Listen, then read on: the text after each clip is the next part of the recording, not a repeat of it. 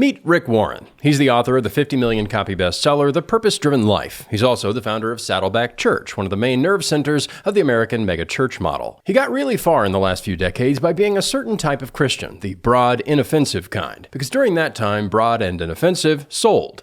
He's inoffensive, but nobody's favorite. He's like if Applebee's was a person. But that kind of model increasingly feels like a throwback. This week, he got ratioed a dozen times over after tweeting this.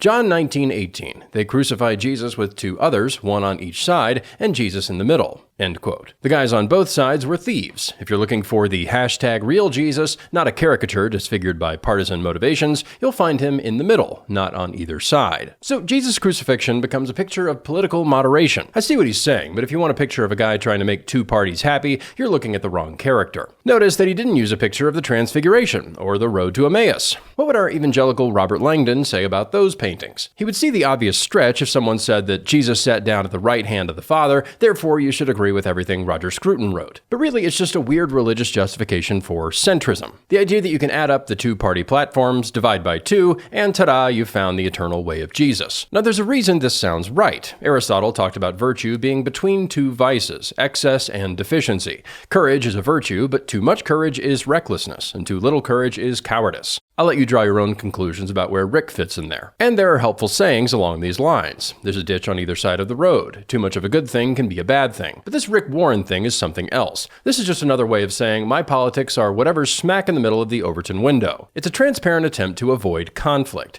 Saying you're in the middle is trying to make sure no one is mad at you. It's Rob Lowe in the NFL hat. It's a guy at the Civil War reenactment wearing a shrug emoji shirt. But let's say you're one of Rick Warren's congregants and you want to do what your pastor is telling you. He makes it sound simple, but it raises a lot of questions. For example, do I have to be in the center on every issue? Do I have to find the happy medium between being pro-abortion and anti-abortion? Or is it that for every right-wing belief I have to adopt a left-wing belief to make sure that all balances out? Or does it go beyond politics? I don't know if the earth is round or flat, so I'm going to believe it's shaped like an apple fritter. Then there's the time factor. Centrists want to act like they're above the times. I'm not into party politics. I'm in the middle. I'm into the eternal principles of Jesus. But for this kind of person, their beliefs are defined by whatever's going on around them at the moment. The American political center in 2025 is very different from 1925, which is very different from 1825. A centrist now would be a revolutionary lunatic then. And the closer you get to today, the further left that center is. Funny how that works. So when did the true center arrive? Maybe around 2008?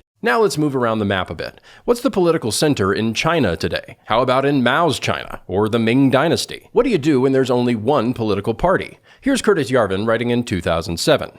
Moderation is not an ideology. It is not an opinion. It is not a thought. It is an absence of thought. If you believe the status quo of 2007 is basically righteous, then you should believe the same thing if a time machine transported you to Vienna in 1907. But if you went around Vienna in 1907 saying that there should be a European Union, that Africans and Arabs should rule their own countries and even colonize Europe, that any form of government except parliamentary democracy is evil, that paper money is good for business, that all doctors should work for the state, etc., etc., well, you could probably find people who agreed with you. They wouldn't call themselves moderates, and nor would anyone else. Maybe the centrists would answer that it's not limited to time and place. But in that case, is Christian political faithfulness a mix of every political belief ever? To be a true Christian, do I need to plot out every belief anyone's ever had and figure out where the middle is? But really, it's nowhere near that complicated. In practice, the center is wherever the most powerful institutions say it is right now. Being a centrist means being a thermometer for power. To be clear, I believe that Christianity should influence politics,